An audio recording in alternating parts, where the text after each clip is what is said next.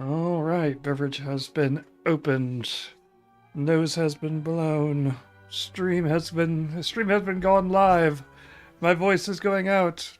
Captions should be live on YouTube and on Twitch. Well, I mean, captions are their own thing on YouTube, so but at least the Twitch versions are good. Awesome. Looks like we're good there, so I might as well flip to. I will figure out what I'm doing as soon as I basically able to click buttons. There we go. Hi, hello, it's me, Mark Delacroix. I'm here for 2 weeks in a row. It's weird, it's wild. That hasn't happened in so many weeks. I'll even be here for 3 weeks in a row. It's amazing. It's incredible. It's like we just got done with a massive project, and basically suddenly I'm able free to do more fun things like streaming again. And speaking of that, let's talk about LoreLink. Basically, we're going to talk about it in conjunction with that thing which is already over there. Monster of the Week is the game that we're going to be looking at because it is, in fact, we are well and truly deep into spooky season. So we are indeed basically going to be looking at more basically spooky horror type games. We'll talk a little bit more about that basically here in a bit. But the big thing I was alluding to earlier is the update to LoreLink. So let me pull that up right there. And look at that. Right there on the website. Basically, you can see there's that lore data refactor now available message right there at the top. You can't always, basically, if you're looking at it and you're like, I don't need to see that anymore, you can just click the dismiss button right there. You click on that link, it'll take you to basically a quick little news post we had that'll talk about it. Basically all the things that we've changed and things like that. And so if you're like, hey, what's going on with LoreLink? And basically you're not listening to this video or have to leave or whatever, click on that. It'll take you to a quick thing about what the lore refactor is. But basically, rather than for those people who don't want to read about it, want to have someone talk to you about it, basically, I am here today to talk about that refactor, about all the cool new things that we've added in recently, and what that might mean for your campaigns and how you could use that in a campaign, such as this Monster of the Week campaign I'm going to be running on stream here in a couple of weeks. It will be live here in we'll be going to doing that actual play on Halloween. So October 31st, we will have a earlier start time because several people will of course be having to set up their houses prepared for the influx of trick-or-treaters and things like that. But we will be playing this game on stream on October 31st. So pay attention to our social media, pay attention to our newsletters for more details for what that is going to be. So, in any case, what's changed in LoreLink? The first thing, basically, there have been a couple of small changes. Things like what used to be your profile is now your account. That mostly got changed earlier, back when we first started adding payment, things like that. And if anytime you're using LoreLink and basically you're having a problem, feel free to click that provide feedback button right there. It'll take you to a page where you can tell us what exactly happened while you were using LoreLink, and you're like, oh hey, I think it'd be cool if LoreLink had this, or I had a problem when I was using LoreLink and I couldn't do this what I was trying to do, and this is really kind of preventing me from using LoreLink. Please drop us a link. We love getting that. We love getting feedback, positive or negative, because it tells us what people are using LoreLink for, and we could be like, "Oh, cool! That's a cool feature. We'll put that on our schedule of features," or we'll be like, "Oh, wow, that's really cool, but that's really outside of our wheelhouse." But maybe you could do X or Y to try to get there instead. So again, basically check it out. That's the provide feedback link there. There's also a contact link if you just want to talk to us. You want to basically give us something cool. Basically talk to us about something basically maybe outside of providing feedback about LoreLink. The contact link is for that as well. Going back to this. So all your campaigns are still listed here. But you may have noticed that there's a new thing down at the bottom, um, basically called a campaign vault. And what that basically, that doesn't apply as much to basically anyone at our multiverse tier level. Our multiverse tier level, as you can see, provides far, far, far, and basically in excess of number of campaigns that you might possibly need. But I basically it says active on the world plan. That's this account is a little messed up because it's my personal account and it's seen things. So basically, this will identify what plan you're actually on, and this will tell you how many campaigns you have left. And so campaign vault is if you're like, hey, I don't need to show all of these, basically all of these cool one-off ideas I had, or campaigns that have finished, or campaigns that got started but didn't actually happen, or didn't get to completion. We've all had those campaigns, and you basically want to get rid of them so that you can be like, hey, I don't need to see all of those on my screen at any time. Also, basically depending on what tier level you had, our free tier provides lets you have 2 campaigns, and then that number goes up for our galaxy, universe and multiverse tiers. And so you may run into a problem where you're like, oh, I had all these cool ideas, but I can only fit so many of them in my current tier level. This campaign vault lets you easily go through, pull out the campaigns you're using currently, and which ones you don't need anymore. You can mark them, and you can update the selected campaigns, and you can see it'll tell you right here. It'll move it to the vault. That vault means that you aren't losing that campaign. Nothing is getting deleted, but you can no longer interact really with that campaign. Basically, vaulted campaigns will just be read-only, and you'll just be able to really see the description of them. This also applies to basically your players. If it's a campaign you have shared, your players only will from that point forward will only really be able to see the description of it. That does mean you lose access to all your notes and all the things that you have that you put into that campaign. You lose access to them, but it's not gone forever. The data is still there. You just have to move it back out of the vault to get access to it. Let's see here. I know I've got one of these probably archived somewhere in here. Have I never archived a single campaign? Maybe I'm the problem.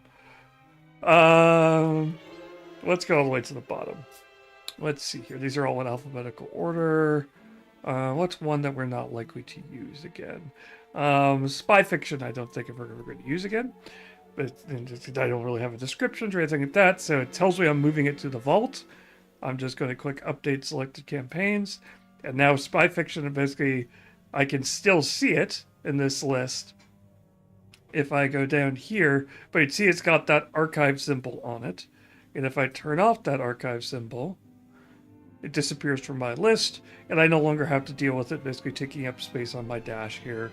Basically, it's gone. But it's not gone forever. If I want to get back access to it, I can always click back in here. I can always search for spy fiction. Yep. Well, that's interesting. Oh, I've got it. If you don't want it hiding archived ones, make sure you turn off the archive button. But just if I check that, you can see it says removing from vault. And now if I click update, I come back here, spy fiction is back available again. And I can go in and edit all the fields and do all those things. So simple as that. All right, let's go back to here. So what all is new in LoreLink? So basically the data refactor is a big project that we've been working on. The filters are working as intended. Yes, basically it's right. Basically, that filter is there so that if you're like, I need to get rid of campaigns, not look at the ones I've already gotten rid of.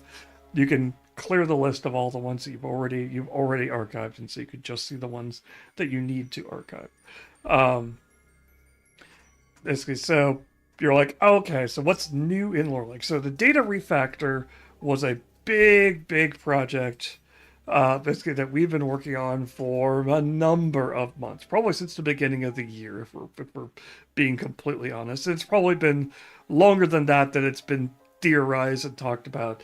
It's based on feedback that we've gotten from our users. It's based on feedback that we've gotten from our employees and ourselves as we've been using lore like all of these months to actually run campaigns. Um, I mean, it basically one of the big things that it came down to was the simple idea of the fact that while we had, well, basically people appreciated the idea of having different categories for lore throughout lore, basically throughout lore link. What they didn't necessarily basically appreciate or what they were looking for is a lot of the times we would have a feature we'd be like, oh, this is a feature that only really makes sense for locations, so only locations get access to this feature. This is a feature which only makes sense for events, so only events basically are going to get access to it. Um, and at first it seemed to make sense because when we were first looking at it, when someone says to you, oh, hey, basically, I wish you had but we're like, hey, we should put hotspots on images so that people can use them for maps. And when you say the word maps, you think necessarily locations because locations and maps go together fairly easily. And so you can quickly tunnel yourself into, oh, so this hotspot feature only really needs to be on locations. Um, when you're looking, sometimes when you're putting together, when we were putting together some of the other categories, like, well, how do events and locations link up? Well, look, basically, events can be triggered at a location. Okay. And a game object might be in a location. Okay. But a game object be in an event, though? Well, that doesn't basically, when you just say it like that doesn't necessarily make as much sense just on basically if you're running by it for the first time. You're like, oh, okay, so we don't need to have necessarily game objects linked to events directly. Or maybe events don't need to link to locations, but locations can link to events. And you end up with this. What we ended up with was this system that made sense to us from the campaigns that we were initially running when we were putting together LoreLink at the time. I need a name for this campaign. I'm basing it off of basically Monster. Basically, to take a brief aside, Monster of the Week is a system which is used for running kind of episodic, basically campaigns, and basically it focuses on hunting down a particular monster in different locations. So we're basing this one off of the second. Basically, they released a book of mysteries, and I found one that sounded interesting, and we're gonna run that one. We're gonna run Hunting at the Old Grand. And so this is Monster of the Week, and basically we'll get basically a quick description of what this is.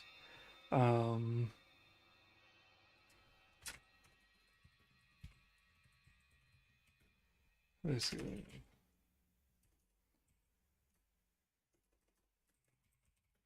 Oh.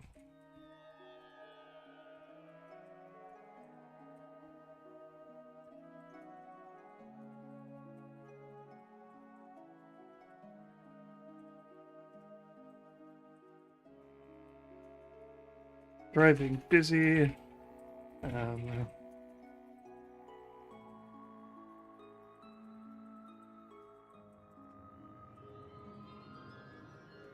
I can't spell popularity. Popular. Thank you, Wicked, for helping me remember how to spell that. Who says musicals aren't educational?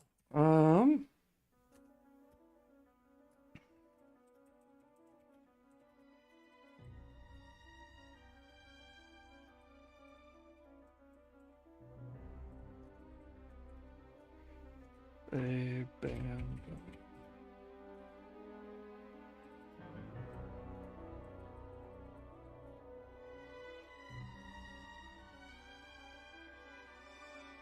What is the secret of the hotel?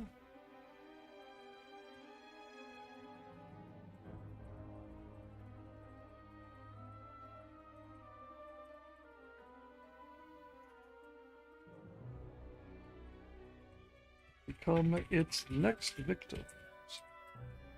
Nice spooky start. It's basically its comma is contraction. It is it's possessive. Thank you. And it does have a let's grab the hook straight from here because I think that works well. I have to modify it because it is from a PDF. PDFs are always a little bit messy.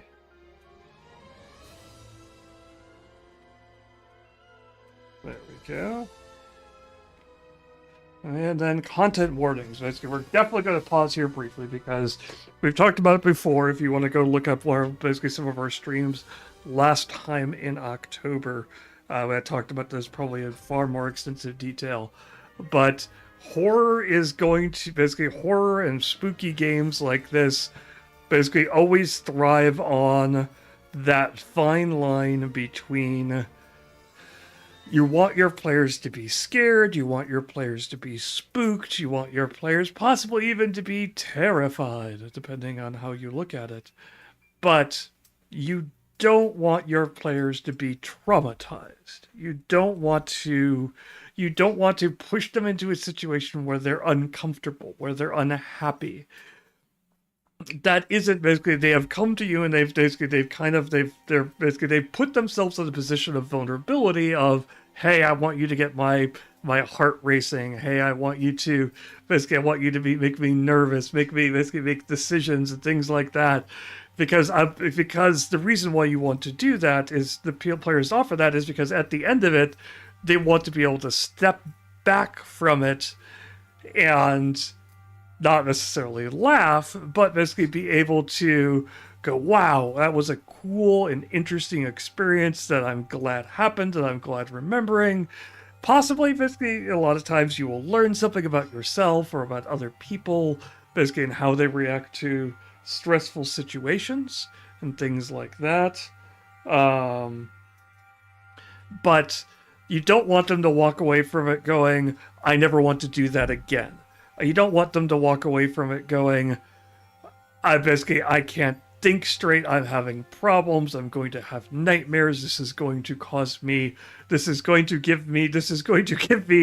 problems that are going to continue on beyond the session because I offered up this vulnerability to the person running the game, and they took advantage of it and they pushed it too far. They put me in a situation I was uncomfortable with and didn't give me any way out of it. Basically, you can watch a scary movie, and you can be a lot of people will watch a scary movie and be like, oh wow. You always have the option of getting up and walking away from the movie. It'll be a little weird, it'll be awkward. If you're watching it at home, you can pause it, you can stop it. If it's a book, you can put it down. Basically, it's a little bit more awkward when you're playing a game with friends, and basically, if you don't give them that out, that doesn't make them feel like they're quitting. You're going to have social pressure and other things, and it's going to end up being, you're going to end up in a situation where you're not going to like, basically, they're not going to enjoy it. You're not going to enjoy it because once a player starts having those problems at the table, it spreads. It affects everybody else. If one player is having a bad time, other people are going to start to have a bad time. If one player is having a bad time, you're going to start, as a person who's running the game, are going to start having a bad time. Because, again, basically you realizing, oh, I'm hurting somebody, I'm making them uncomfortable, basically, if nothing else, even if you don't notice it from the, oh, hey, basically, I'm hurting this person and they want me to stop and that makes me feel bad.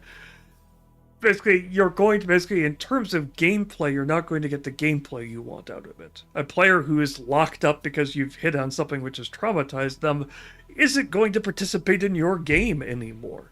They have more serious things to deal with. So, basically putting content warnings in for spooky games and reaching an agreement with your players when you present them to the game and be like, here are the things that we're going to be dealing with, in this game. It isn't going to ruin the twist. It isn't going to break the suspense. You're playing a horror game. It's basically, you basically, if you're worried about the suspense and twist, basically you don't want, basically you're like, oh, if I put all the horrible things that are going to happen, then it's going to ruin the suspense or ruin the twist of my thing. Okay, it's a little weird, but also get feedback from your players. There are lots of player safety questionnaires. There is one in LoreLink as well, that will basically basically allow you to give a brief rundown of, hey, basically what are things which are okay and what are things which are not okay. And if your twist is on someone's not okay list, figure out how you can deal with it. Basically, if it says just a straight up no, then you need to change what you're doing. Otherwise, you're going to have that bad time we just talked about earlier. But basically, things like this, I could talk about. Basically, this is going to involve basically murders, possibly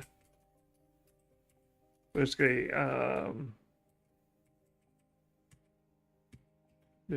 trapped.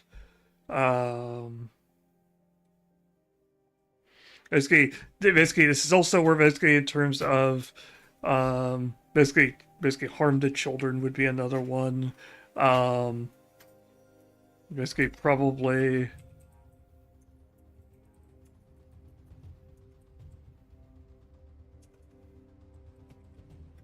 I can't spell abduction because my brain is currently turned off. Abdication. That's not what we're going for here. Let's try that.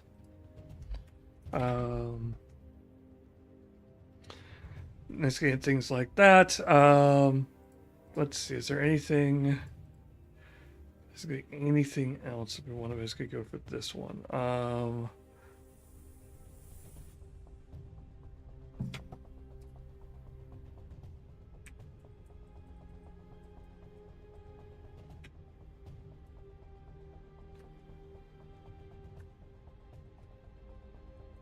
Yeah, we'll do that. Okay. So, basically, we've got that done. So, we've saved that. We've started that up. When I share the campaign, you'll be able to see those content warnings come back up, and they'll be what the players will be able to see. But basically, before I finish, I'll let that finish. This guy was talking briefly about player safety questions. Those are right here under the account, under profile. Basically, players can choose to fill this out, and they could choose to make this available to the GM, so you can see what their preferences are. And so they go through and they talk about things like car accidents, domestic horrors, fighters, basically things like that, because you can end up in situations where you don't realize that someone has gone through some of these things because they may not want to talk about them. And so you could be good friends with somebody and not realize they have a problem with this, because we live in a more realistic situation, basically, and there's not a lot of times where basically if you live in a suburban situation, maybe you don't run into rats that often. Basically, you don't know, you don't realize what you're basically like slavery, please do not include. Basically things like that. You don't realize exactly what, because we're living in a world, basically you're making up a world where weird things are going to happen that are out of the ordinary, which means you're going to end up in situations that you will find out things about your players because you have not dealt with those. So that's why things like that are important. So back to the campaign. So, you may notice, first thing we're talking about, back to this lore refactor. Let's go ahead and dismiss that. Campaign, players, sessions, timelines, all those seem normal. This order has changed somewhat. You've got characters, creatures, events, items, locations, transportations, and villains. But the contents will seem mostly familiar.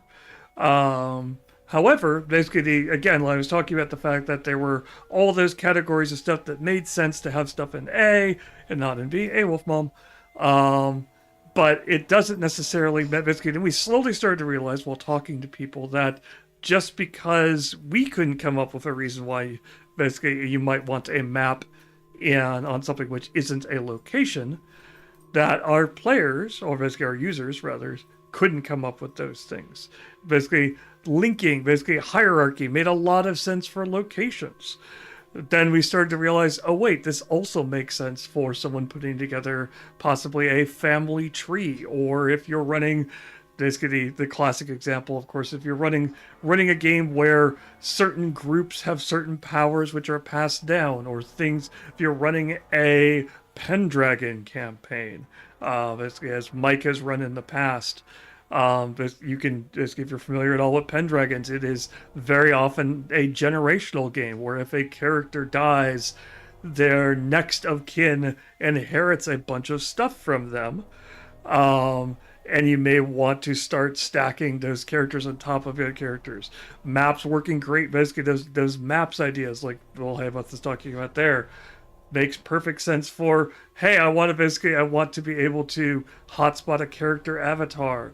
If I want to basically, even if I have something as simple as a letter, basically, possibly there are references in the letters to other places or other people or other characters or items or things that I want to be able to quickly look up. Basically, hot spotting on those things is just going to make my life a little bit easier to link to. So let's talk about, let's start from the top. So we're running this basically haunting at the old Grand. And so we're running basically we've got a haunted hotel. Is kind of the base of what we're looking at. The players that come into this building, and now they find themselves, basically they're somewhat trapped and stuck, and they're going to keep running into weird things inside of this hotel. So obviously locations are going to be a big thing to start with. We'll start with the old Grand Hotel. Let's see here. Do I have a good image for that? I should probably add some images. I imported a bunch of them, so let me go ahead and pop open the image library. Let me create a new folder.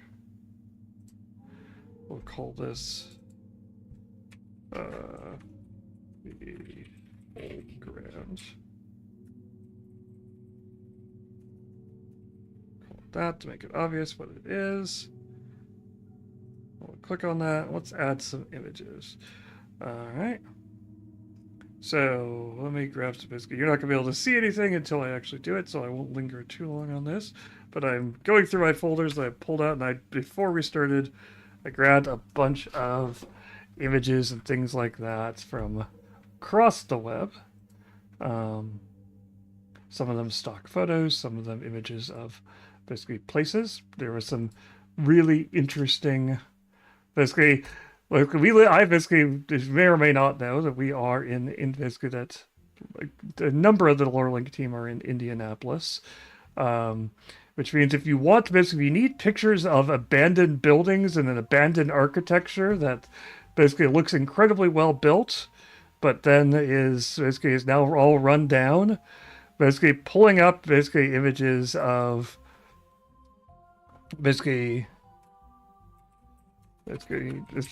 Gary, Indiana, is a absolutely spooky, absolutely kind of spooky place. That has a ton of buildings which look like they were that used to be really nice, used to have a lot of money invested in the thing, up there in Gary. But now it is more run down. For example, that Holiday Inn I just showed you. Let's see, can I find one that makes it really obvious? They call it like the Holiday Inn. They called it a Sheraton. So you can see this image here.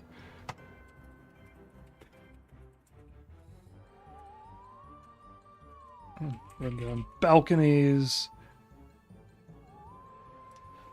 And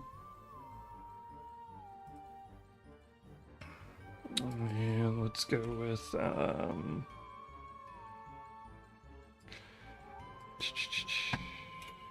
let's grab that pamphlet I added earlier. Excuse me.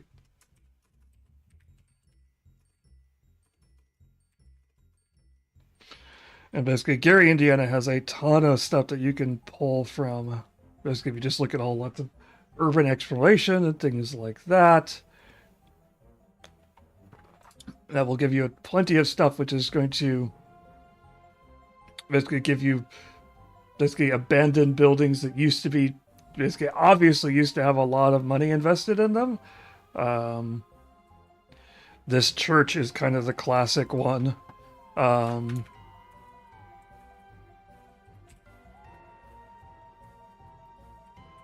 Basically, you can see it used to be, this obviously used to be a very nice church. You can see that some of the stained glass remains. The rest of it is all open to the sky. Let's grab some other images.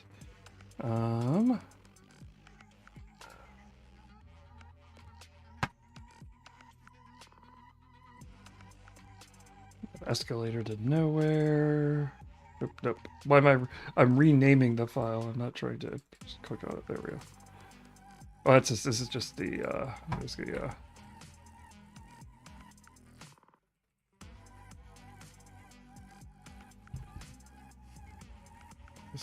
run downstairs and chairs. There we go. What else do we got here? This old auditorium. Let's go with these. Actually, let's go with the dishes here, because I'll use these.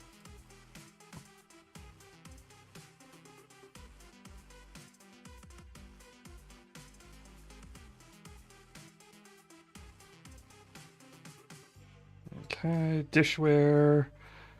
Because that one I will use as some other example of other stuff. What else do I want? Let's add some of the nicer stuff.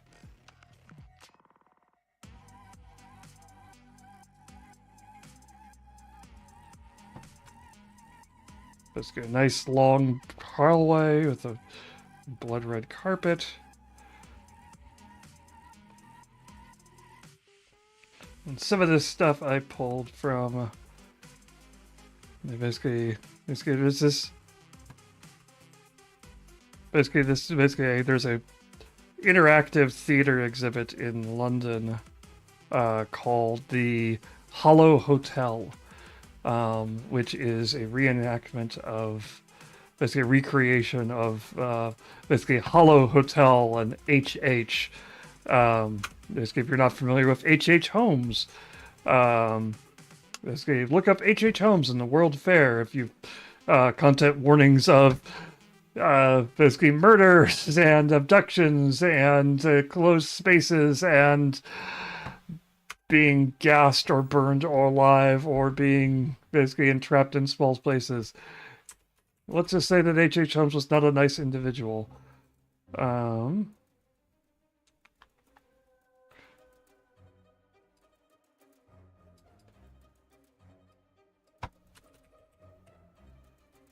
But it does give you a nice kind of that particular era hotel with some nice little touches added to it. So it fits in well with what I'm going for here.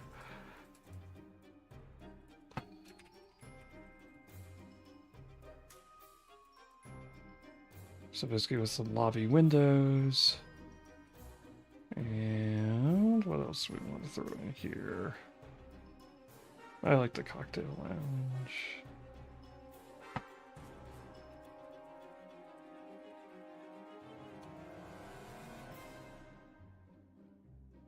Okay.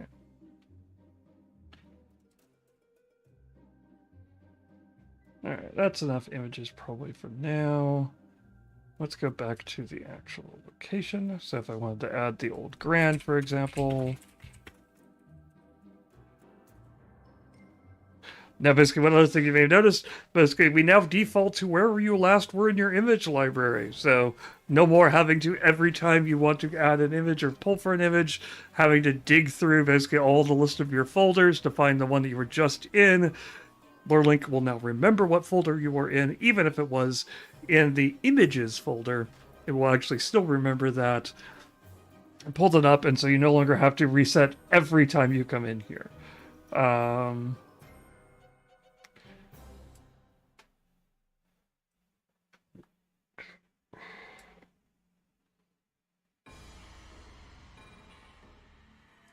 Let's go ahead and use the...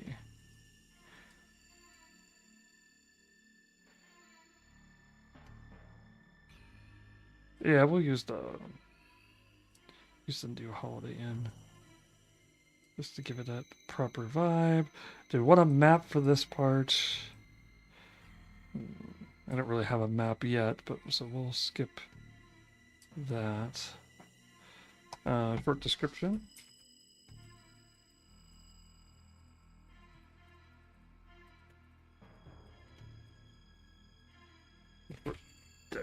Actually, this is a short description.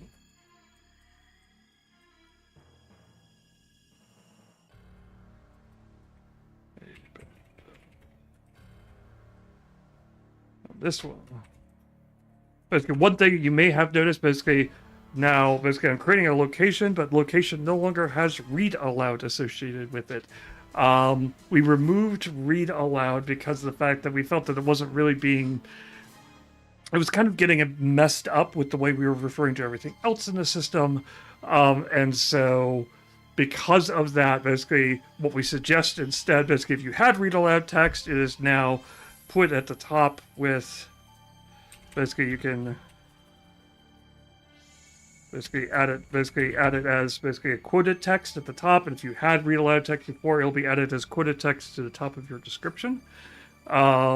And short description now will be what it appears whenever you list that item anywhere else in the system. We realized we didn't have that, and a lot of places were pulling in that data wrong, and so you ended up with the read aloud text appearing in a lot of lists, which basically meant you had giant paragraphs of text appearing in lists that you may not necessarily want them.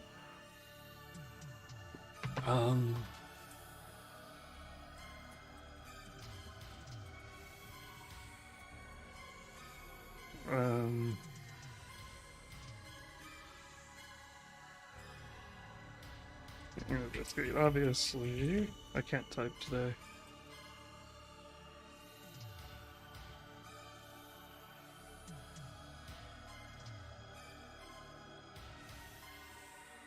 At its height.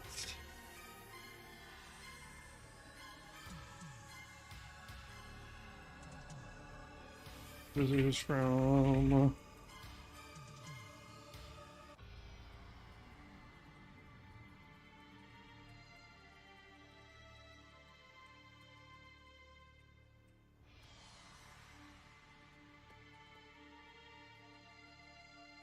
Tell hands numerous times.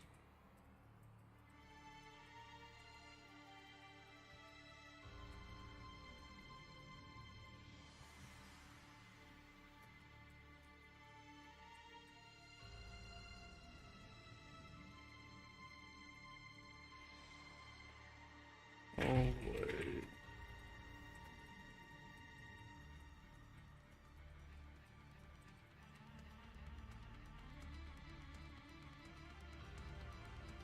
Really kept its lights on.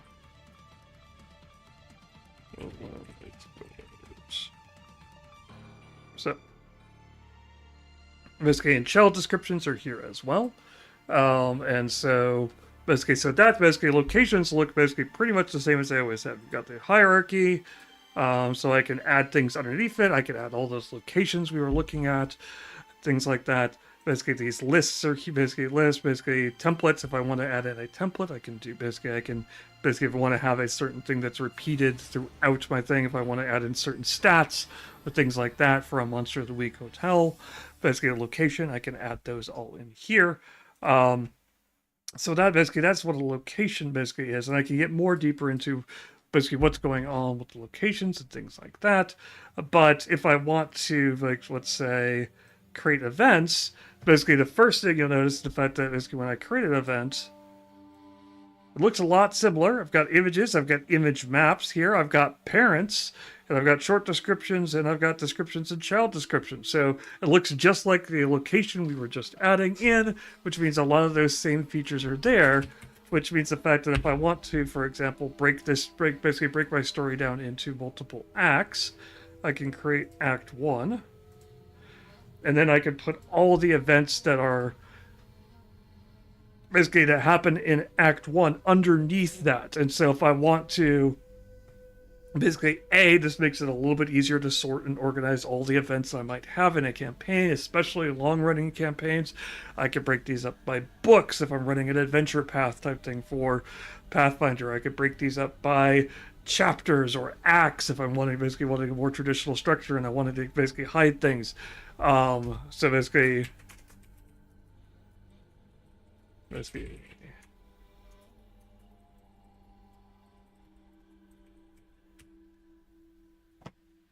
the hunters enter the hotel. I could put that under Act 1. And so now, basically, I've got this nice and easy hierarchical structure. So if I'm looking for a particular part of the story, I can just pop that open and look at that act. If I want, basically, the other thing I could do is basically if I want certain things to be true during Act 1 that I don't necessarily want to be true during other parts of the story, I can. Oops. That's a weird glitch. Hang on. There we go. That was a weird glitch of the system there. My internet must have glitched briefly because suddenly I didn't have any event details. That was random. Okay. So, but because of the fact that it's a parent, I can basically add in child descriptions. So if I want certain things to be true during this part of it, basically, like, for example, if I want to say...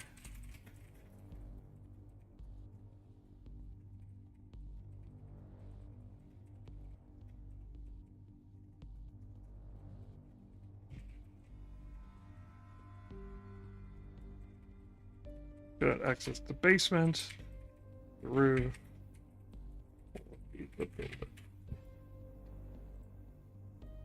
Okay, so now I've got that saved as part of Act 1. And basically now if I go to Hunters Enter the Hotel, when I'm looking at it, I can see the fact that this note's here to remind me of that fact of things that happened during this. Normally, it used to be only locations had access to these things, but again, you can see the fact that being able to pass notes down just makes sense for, it can make sense for events just as well as it makes sense for, basically for locations and others, basically or possibly creatures or characters or villains, things like that. You can stack these things together. You can organize them together and use that to pass on details to details, things like that. Items, if they are an obvious one. If I want a classification of a type of item, like for example, if in this one I want to say that there are certain items in this hotel which are cursed. I should say cursed items. And then I can see the fact that cursed items cannot be a room they are found in. And through attempts to carry them out of the room. Roll a d6. And I can add a quick table here. That's the preview. I want table. Table is this one. Cool.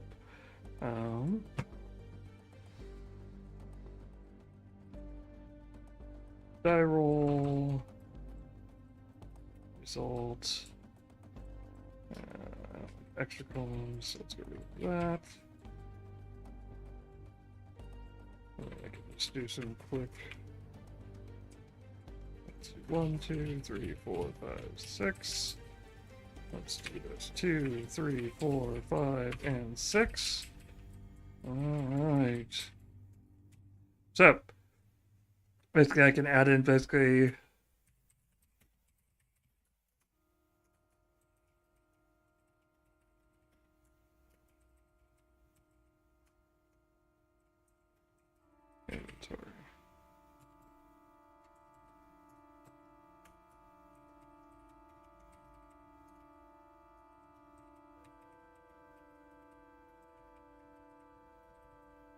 further from the room.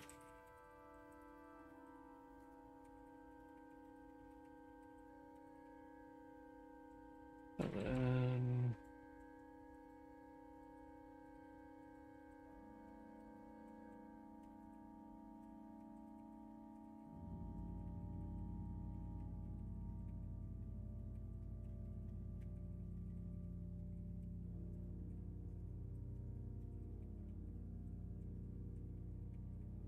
other places as well.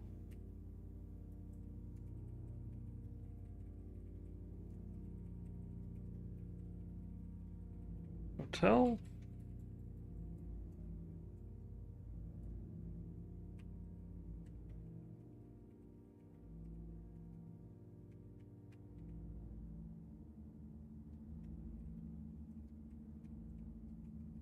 Like let go of released. Cannot be.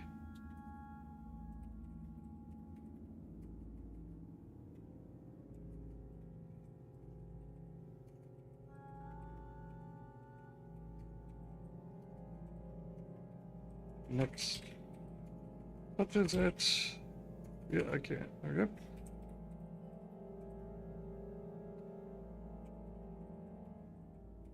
Initial room. And let's see what some other good curse effects. The warmer screams, just disappears.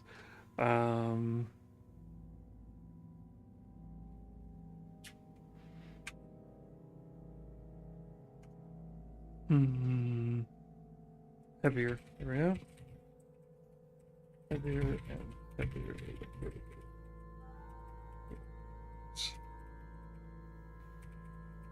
Room. And let's do the classic roll again, choosing as a roll twice. Apply both. Okay. So now I've got all of that set up. I can save that. Go to item hierarchy. We can have basically well, it's Sarah's doll. And I can save that. And now when I look at Sarah's doll, I've got that list of what happens with a cursed item right there. I don't have to keep flipping back and finding where all that stuff about cursed items is.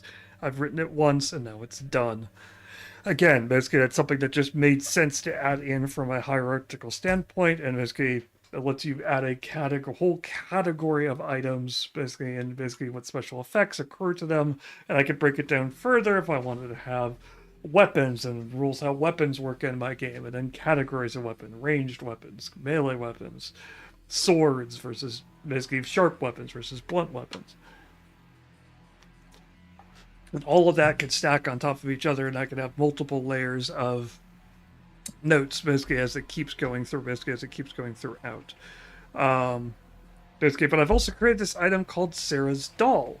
That really basically that seems to imply the fact that it's attached to something else, and so you're like, well, I want to attach this to another NPC, another character.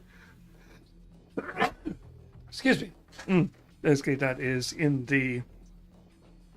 Basically, that's in the campaign, and basically, it used to be. It's like, well, maybe I can add that in if it was basically if it's a certain type of thing. If it's, I could add it in. I could relate it to a location, not necessarily with an event. How do I basically? How can I relate all these things together? Well, now it's just as simple as going down to associate lore and clicking associate lore. So let's create this character of Sarah that we've started to talk about here. We'll call Sarah is a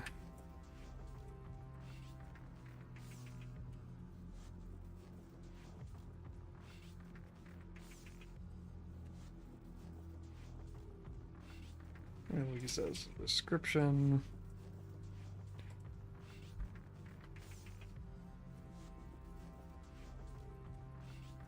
Ghost girl. We'll use description. Oops. Yep. There's garb. obviously we'd fill more of that in. But now we've created this Sarah character and we have Sarah's doll. We obviously want to associate the two of them. So let's just go ahead and do that. Now we have this whole basically system. Basically, it used to be that when you were associating two items, it was kind of a pain. We had a drop down, but that drop down was organized in some kind of bizarre systematic function. It could be hard to find things. It could be hard to sort through all of those games, especially in campaigns with large numbers of items. You may be going, oh, I have to scroll through and find this, and it wasn't easy. So instead, basically, we've changed this into this simple type ahead field. So, basically, you notice all these things down here are checked. Basically, these are all the lore that is currently in the system. I have a character, I have an event, I have some items, I have some locations. All those are basically available and listed there. So now I could just start typing. And so in the case of Sarah, I could start typing S, and basically Sarah character shows up. If I know the fact that I only want characters, I could turn all those off. Oop. And basically, Sarah is the only character I have, so she appears right there. So, basically, if I didn't want to use an existing lore of what I'm looking for to create it, like I'd created that before using the quick create, I could also come in here. If I wanted to, I could turn that off. And now I could it would basically have me build this field out and then ask me to create the item later.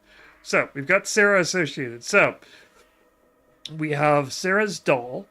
Basically, and it's related to Sarah. Basically, we have Sarah's related to Sarah's doll.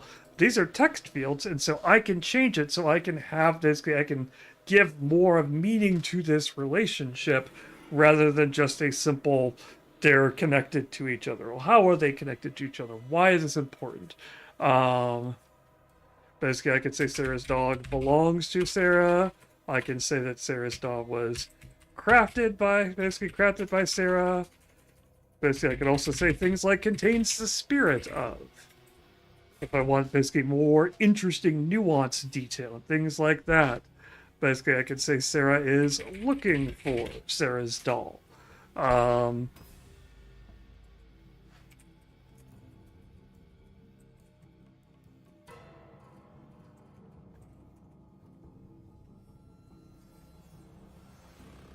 So I could do that. This relationship also can be shared or not. Basically, if I want two items that the players may or may not know about, whether it's two characters, maybe the character and an item, but I don't necessarily know that the characters and the items are related. I can have that relationship hidden. However, it is important to note that if at any point, I share the relationship, if you're sharing the relationship, our system is going to assume the fact that if you're sharing the relationship, you want the players to at least be aware of the existence of both halves of the relationship. We're not going to have it so it's person was crafted by an unknown person. That's kind of assumed. If you're at that level, we're like, if you want that information, if you want to convey that, you're just going to tell your players that you don't need a relationship that exists that points to something that doesn't exist. That's not the point of Lorelink, to point to things that don't necessarily exist.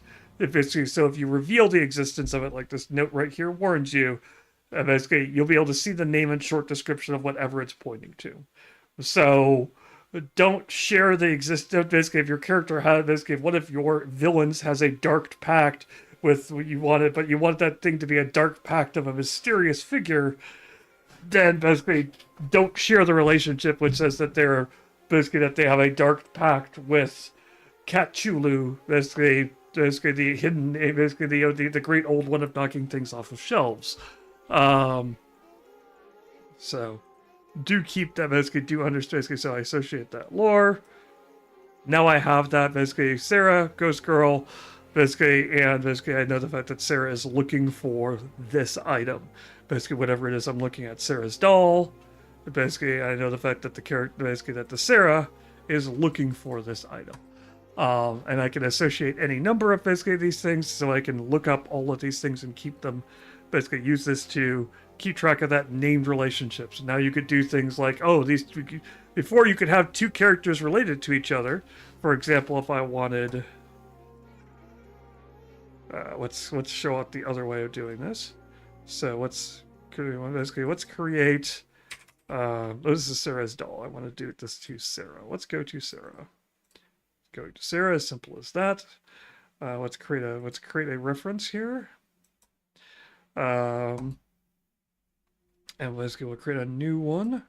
And we'll say that Sarah, basically Sarah is related to this new lore. We'll say the daughter of, and we'll say the mother of. And then we'll create new lore, and it'll ask us what type of new lore we want to create. Do you want to create a new character, a new creature, a new event, an item, whatever? Anything can have basically anything can have a relationship to anything else. It doesn't have to be a character to a character or a character to an item.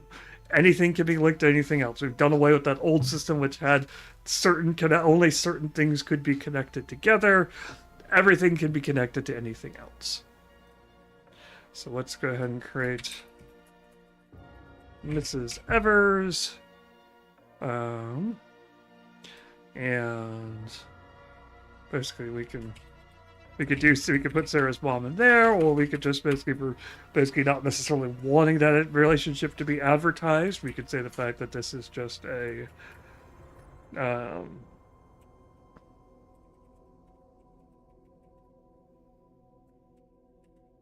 Victorian school marm. Basically, we could give a description of how she's dressed, things like that, depending on how we want to do that.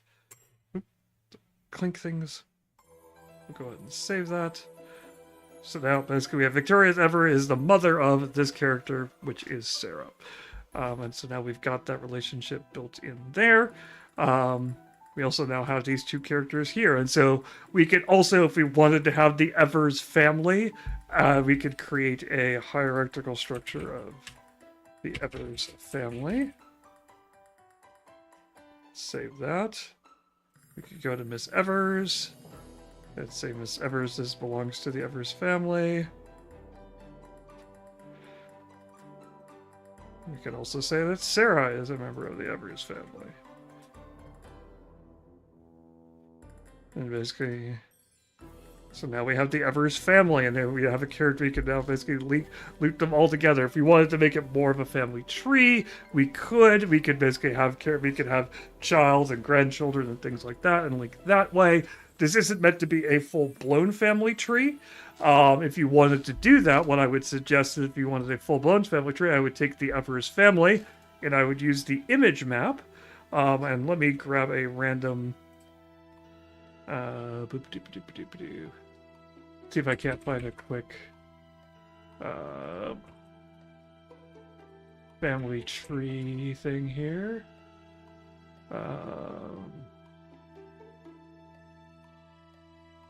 Let me find one that looks vaguely appropriate.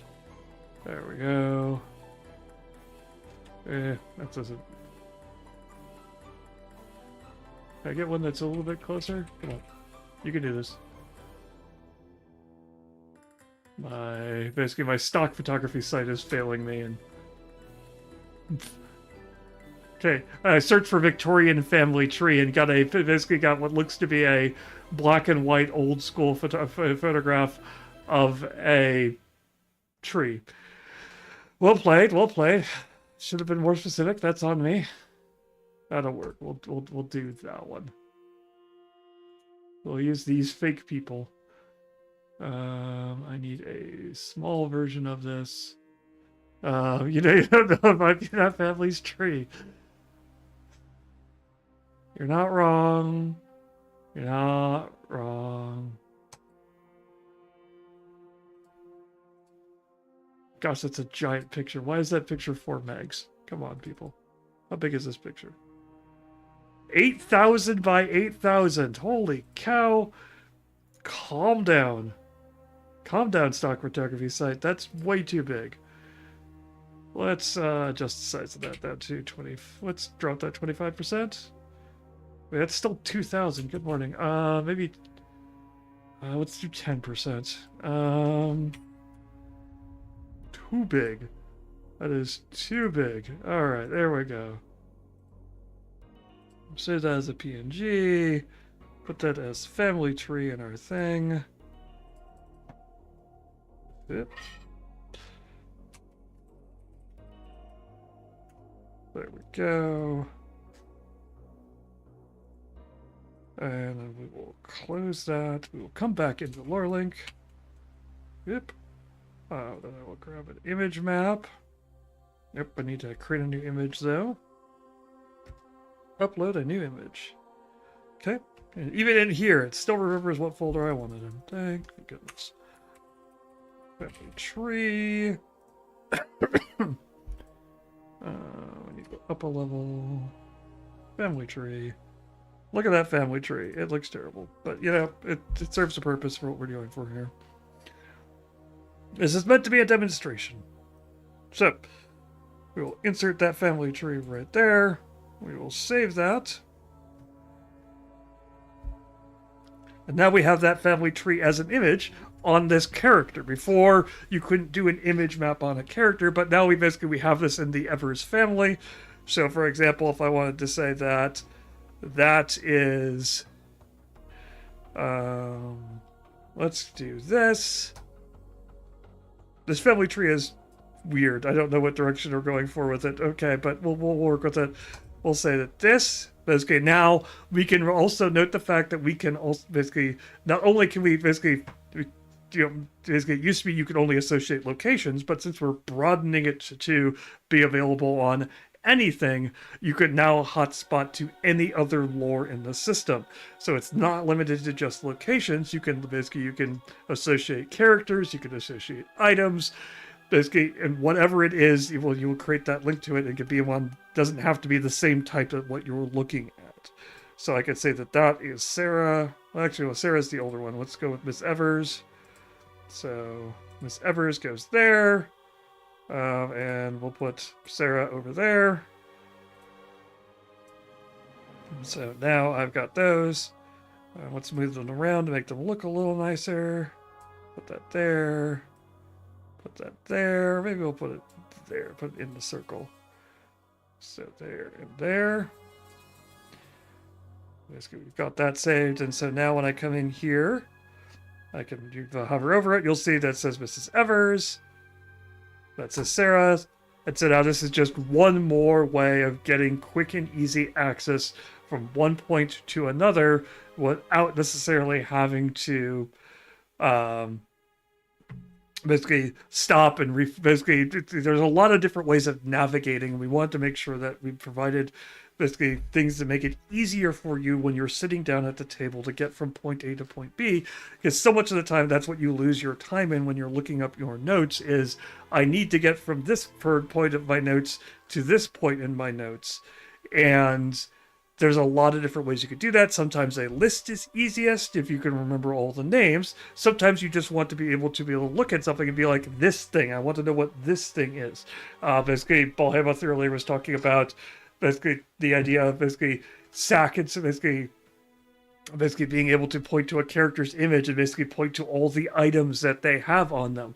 Okay, that potion is this. That flaming sword they're carrying is that. That armor they're wearing is this.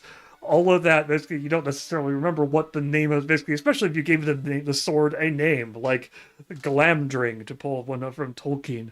If you're like, oh, right, what sword is he wielding? I don't remember the name of the sword. I just know it's a sword. I have to go through all my swords to figure out which one the character has. Now I can build it as a relationship. Or maybe it's just right there. The character wields a lot of different weapons. I'm like, oh, I want this sword. Click on the image of the sword, get taken to it directly. Saves you just that little bit of time while you're looking through things. Basically, makes your life just that little bit easier at the table. Stops you from having to bounce around. Something else we added in here is basically inevitably, because now everything is lore, basically that means the fact that we can now treat things can be put in other places where they normally couldn't be. Before, timelines could only have events in them. So basically I could create something like this. And before, I would have to create an event about this hotel being built if I wanted to indicate that this is when the hotel started. Now, if I want to associate a lore, I can just say, I can go associated lore. That's right, I could do it basically. Basically, I could click on it there, or I could click on it there. I could associate lore. I could go to basically, I could do the Grand Old Hotel. But you notice the fact that I've got characters and events and other stuff. Like I can now reference the hotel directly as a location and put that on the timeline as an item. Basically, haunted abandoned hotel. Go to location. So now basically I can have that on my timeline as opposed to having to hunt. Basically, create a completely different event that just says the hotel is built. Maybe you want that for more clarity, but maybe you're just like, here's when the hotel starts, is here. And this is when this character is born, and put the character in here. Here's when this item comes in, and it's here. You're not forced to just put things down, basically put everything on an event in order to fit it on a timeline. Now, also, if I go to that location, I'll see that basically we have this referenced by. Basically, we used to have this. Basically, this is on every lore now. It'll let you know where this lore is being used. Basically, relationships are where basically how lore are being used by other lore. Basically, this is letting you know, oh, hey, here's what some of the container objects, like basically your timelines and your sessions, are going to be. Eventually, this will also include players as we add that information in as well. But you can make it easy and quick for you to be able to quickly go, oh, right, this gets used in this timeline. Oh, there it is, and now I can see what timeline it is. The other thing it can be used in is sessions, if you want to know when something got introduced. Like if I have session 1. First of all, when we go into sessions now basically just have lore. We don't have it broken down by locations and objects, basically and events and things like that. And you have to remember what type of thing it is you want to associate. Just start adding things in. Like hunters enter the hotel, it's an event. That gets added in. Associate lore. And basically I can associate basically Mrs. Evers as a character. And I can associate that doll. All of those can be in here. All of them can be marked as completed or not. No more is it characters and locations and events can't basically, or locations and events can be marked as completed, but not characters, things like that. Basically, again, it was a weird sort of, we partially had some features in there that didn't really feel fully implemented. There's some weird gaps. Now everything is in there. Everything can be basically the same way you always can with lore. You can move basically with these. You can copy and move. Yep. Catch you later, Wolf Mom. All of those can be basically seen and located and switched to, so it makes it just basically makes it easy for you to keep track of those things. And again, now basically, when did this event happen? Oh, it happened in session 1. Cool. I've got that basically. I've got that quick reference there, so I can quickly jump to it, so I don't have to remember. Because in case of like, what else happened in session 1? Now I can click on that and figure out when basically this is when this got introduced. I can flip to it, find it, as opposed to having to go through every session to hunt down and figure out exactly where things were. Let's see here. And so, yeah, this again, that's what I'm going to do. I'm going to build this out. Basically, I'm going to use the location. I'm going to build these. I'm going to build basically build all these locations in here for this campaign. I'm going to start populating it with people and items, build the map out. I'm going to use the fact that I can basically, I'm flipping one of the things I'm going to have to do, is I'm going to flip back and forth between 2 different timelines. And so I might do basically a present day under the hotel, and I might do the past under the hotel. And then I might, basically, if I want to basically do the lobby, and I may create the lobby twice under both. Oops, I'm going to misspell lobby is what I'm going to do. Now I've got those. I'm going to rechange that. I'm going to save that so it's got the correct name. And basically, I'm going to associate those 2 together.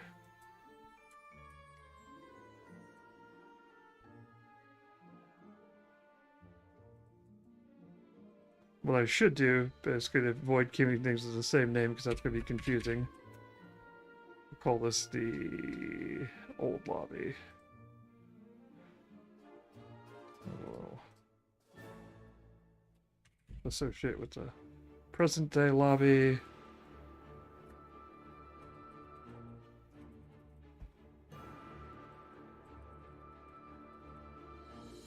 So now I've got that link right there.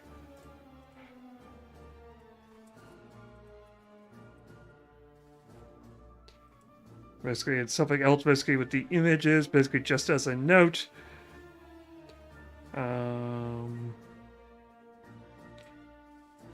Let's grab that one. This is the current, no, it's current day lobby. So we'll save that. Go to this one. This is the rundown lobby. Grab that one. Just as a note, basically these images are going to be right there just to give you a quick little glimpse of, oh, right, okay, that's basically giving you a little identifier of what I'm looking at, so I don't just have to go off of the current lobby, especially if I didn't give it a short description. Like, oh, okay, yeah, it's the Ruin Rundown one. Basically, it's which is a future version of the current, basically, of the old lobby. I've got that there. Now I can flip back and forth between them. Basically, I know which one's associated with what, and I can also maybe I can have a map, which means basically how I hop through. If my hunters are wandering through the hotel, I'll have that map there so I can look at all of that. I can also basically just do basically like this. Basically, from the lobby, it goes to. I can say that the lobby goes to basically the elevators. And I could create the elevator, basically the elevator room, and I could just basically create that and link that as a relationship, basically, and then I could say, so for example,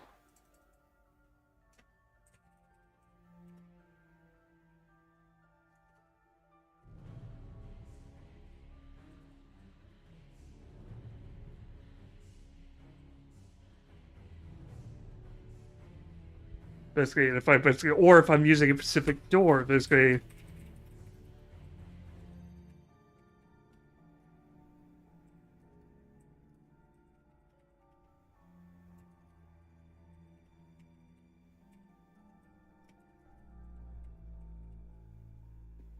So basically, these two rooms are connected weird. They're connected like this. So go to the northwest door. They're over here. There we go. You go that way. That way, I have that relationship right there. Let's just make this a little bit easier and through the north door rather than the northwest door, because that just north door, south door. There we go. Create another location. We'll create the manager's room.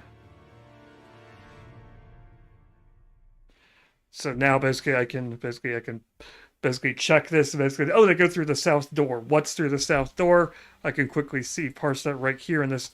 Basically, I can see the fact that even if I don't have a map, because maybe I'm doing this as a more theater of the mind, and maybe I'm creating these things on the fly, basically as the players go through. Especially when you're dealing with a situation like this, where it's an old haunted hotel, and you want your players to have the feeling of things aren't connecting right. You want to basically, which means the fact that you're not only creating this map on the fly, but you're wanting to have some consistency. Like basically, maybe doors don't connect both the same way, and so maybe this relationship is through the north door of this, and then the relationship the other way is basically you can't get access to or came from the and then you have another way of doing it. Basically, you want to keep track of those things, but a map isn't going to do it. But you do want to keep track of the relationships between all these rooms because you want it to be consistent. Because that's going to be the key, is basically making sure that your players can figure out how to get through this, basically through things and figure it out, and not just be completely disoriented and random, unless that's what you're going for. Basically, you may want to, but a lot of times you want them usually to just be on the cusp of figuring things out, so that they feel disoriented, but they feel like they have a way through. Again, basically, completely powerless isn't really what you want to do in most cases, because if they're completely powerless, your players are just going to give up. There's no point if there's no way through. You need to be able to keep giving them something they can grab onto that works, so that they can keep going through. All right, we are, what time is it? 6:17. Okay, is there any other features I should talk about? Basically, in terms of this campaign and looking at how we put things together, in terms of when we link things together. Um, Basically, relationships are the big one that we've added, and everything being lore and everything now being having hierarchy. Is basically, it's also great. Um, we've got basically by no means think that this is basically lore link. We consider lore link done and we're done with it. We still have a ton of cool features still to come. Just this week, we have a couple of bug fixes that went through to catch a couple of small problems, and other things like basically some users basically were like, "Hey, I'd really love to have notes on the campaign page. Can I put notes on the campaign page?" We're like, "Sure." Basically, that shouldn't be that hard. Basically, we didn't think about putting them there, and so we've skipped it. But users suggested it, and so gotta make sure I add that in. You're like, oh, okay, sure. Well, we will add that in, and so now we will have campaign notes. We're also adding in some other cool things just to make life easier. I was going to be talking more about those. If you want to learn more about those features and what we're adding, there's a couple of different cool ways you can keep track of those things. One of those ways is basically if you subscribe to our newsletter. Basically, a newsletter comes out about once a month. Occasionally, when we have cool news or cool features, we'll spam you by sending you a second message a month, or maybe even a third, and that's just getting crazy. But basically, beyond that, you're not going to be getting emails from us every day. We're not going to be advertising to you constantly or anything like that. It is just as what it says. It is a newsletter. It's going to help collate all the cool things that we're doing, things that are coming up. Basically, it's one place delivered right to your inbox that talks about all that. If you are one of you, basically, that's a great I want as low contact as possible. Just send me the information. I don't want to have to deal with things like social media or anything like that. If you're willing to deal with social media, basically, we do have a Blue Sky account as well. Basically, our Blue Sky account is basically available on. So there's our Blue Sky account right there. And basically we have cool things we're talking about, the cool guest streams we're doing, follow up on the guest streams where we're basically talking about the cool guests and the cool things that they've brought on. Basically upcoming streams, upcoming features, basically and just chatting about all the cool things which are going on. And basically they're really cool and interesting that are happening. Basically great conversation. So you can check this out right there on Blue Sky. Basically that is there. And basically the newsletter is basically there. Basically, that's basically a link to basically if you need to get started on the newsletter. Basically, getting a get started page. That's also where you'll get that free account information as well. That is basically if you like what you've seen here, and you're like, oh, cool, these are all these cool things. Great, you can get a free account today. All the features we talk about are basically talking about all these. The new data refactor is all base level stuff. It is nothing too exciting with the exception of the map and the hotspots. Hotspots are a paid tier, but all the lore and being able to link stuff and things like that, and the hierarchy and all that is a base level feature. So if you get started today, you will see basically you'll be able to do that same linking, those relationships and things like that are all available from the free base tier. And you get 2 free campaigns. I talked about campaign archiving at the front. You get 2 of them. Basically, that means you can only have 2 active campaigns at any time. If you get started with an idea and you decide to abandon it, you can archive it and start another one, but you can only have 2 active campaigns going on basically at a current time, and you can't share your campaign with other players. Basically, I talked a lot about basically content warnings and player safety, and all that comes down to being able to, you can at any point basically generate a campaign sharing link with your players. If you share your campaign with the players, they can see anything that you show them. Basically, when we talked about any of the things we looked at here, like basically at the bottom of all those things, there's player sharing. All of it defaults to not shared, but you can share the existence of, which is just the name and the short description, or share all the details about whatever it is as they find out more information about it and they're trying to piece together this puzzle you put before them. So that's player sharing. That is available only for paid tier. That's Galaxy, that's Universe, and that's Multiverse. And basically, and those are, as of right now, those are 3, 5, and 10, I want to say, are the prices for those. I am terrible. I am a terrible marketing person at remembering my own marketing level spiel, remembering what pricing is. It is 3, 6, and 10. Basically, for right now, basically we're still in our first year, so those prices are subject to change. Basically, at some point in the future, they will, because gesture around it, everything going on. Eventually, prices will have to change, but for right now, it is 3, 6, and 10 for that. Basically, that gives you access to more campaigns, basically more storage, and access to those cool features, like the basically hotspots on maps, like the ability to share your campaign, and some of the cool features we've been talking about, which are coming out in the coming months. Some of those will be paid tier things as well. If you want to know more, want to see more examples, you're like, this sounds cool, but I want to know more about how Lore Link can get used. Basically, we have a whole archive of cool cool things that we've run in Lore Link, available right there on our YouTube channel. You can check us out there. That's got all of our different games that we've run, basically in the past, everything from Doctor Who to Pathfinder 2nd Edition to Dungeons and Dragons to Blades in the Dark. Basically, a ton of cool games with different systems. We've run in Lore Link. You could check those out on our YouTube page right there. Basically, they also have some of our examples of how to use YouTube and how to use Lore Link. So all those things are available on there. And basically, of course, that's where this video will be archived. So if you came in part way and you want to know more about it, go check out basically that channel. You'll see the archive for this stream and some of our other ones. If you're interacting with us over there, if you're watching this on the archive, thanks for watching. Basically, obviously, if you want to interact and say, hey, I like what you're doing here, subscribe to the channel. Basically, I'll let you know when new things pop up over there. Basically, go ahead and like the video and leave comments. All those things basically help boost us to the algorithm over on YouTube. Of course, over here on Twitch, we're talking more about things that we've got coming up in the future. We have future Twitch streams. Next week, we will be streaming Bites the Hand, which is a cyberpunk game based off the Mothership system. Basically, the Mothership game is one that we've talked about here on stream before, and it is a really interesting TTRPG that does a lot of stress and cool stuff. It's really quick character creation, helps you jump in, basically helps you play and get into it really quickly. And this is a cyberpunk version of it, and so it'll be really cool. We're playing with the creator. So check us out next week to check that out. Again, I said on the 31st, we are going to be running this campaign I've started to build out here, basically from Monster of the Week. You can check that out. And we've got tons of other stuff coming up as well with indie creators, designers, and things like that. We'll be playing a bunch of other cool games, planning out stuff in Lore Link, and we might actually play some spooky games and other stuff here on the channel.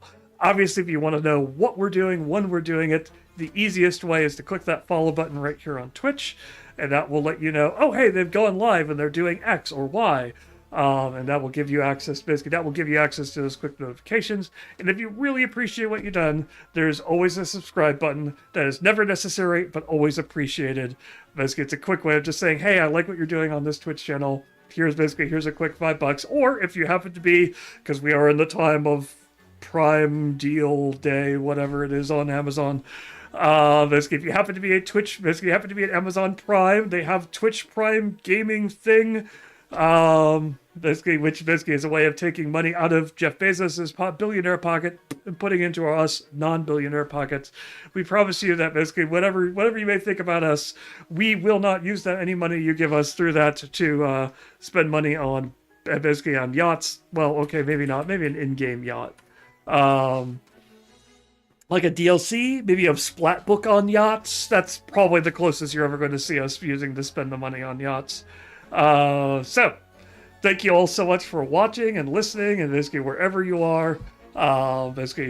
Appreciate you hanging out. And Streamlabs is popping in with last week's things because we forgot to change that timer. That is a perfect way to end this stream. Basically, thanks Streamlabs. You're great, but a little slow. Thank you so much for watching. We will catch you all later.